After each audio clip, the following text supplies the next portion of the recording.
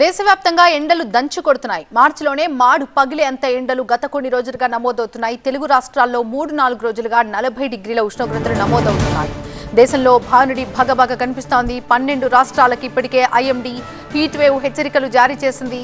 ఇక తెలుగు రాష్ట్రాల్లో మార్చిలోనే మండుతున్నాయి ఎండలు. అంతేకాదు ఎండల మంటల ధాటికి ప్రజలు వణికిపోతున్న పరిస్థితి. సాధారణం కంటే కూడా అధిక ఉష్ణోగ్రతలు నమోదవుతున్నాయి.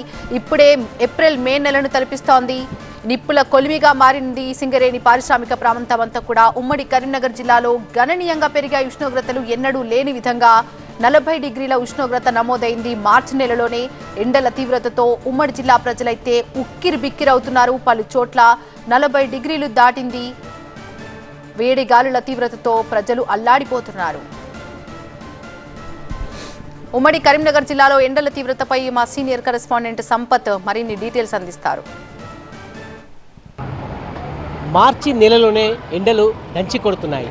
జనం బయటికి రావాలంటే బెంబలెత్తిపోయే పరిస్థితి మనకు కనబడుతుంది. ఉదయం 7 గంటలకే బాండు తన ప్రతాపం చూపుతున్నారు. ప్రధాన రోడ్లు మొత్తం కూడా నిర్మానుష్యంగా మారిపోయే. ప్రస్తుతం నేను తెలంగాణ చౌక్ వద్ద ఉన్నాను. ఇప్పుడు చూడొచ్చు చాలా వరకు కూడా జనం బయటికి రాలేకపోతున్నారు. అత్యవసర పనులు ఉంటే మాత్రమే బయటికి వస్తున్నారు.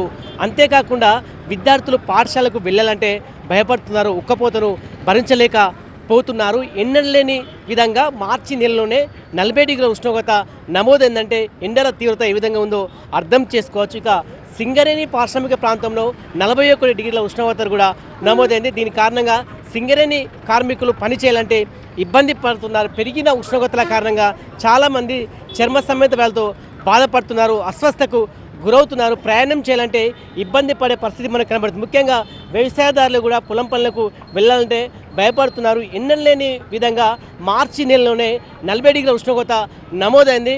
మరిన్ని రోజుల్లో కూడా ఉష్ణోగ్రత తీవ్రత పెరిగే అవకాశం అని చెప్పి ఇప్పటికే వాతావరణ శాఖ అలర్ట్ చేసింది. కెమెరా పర్సన్ సలీంతో సంపత్, టీవీ9 కరీంనగర్.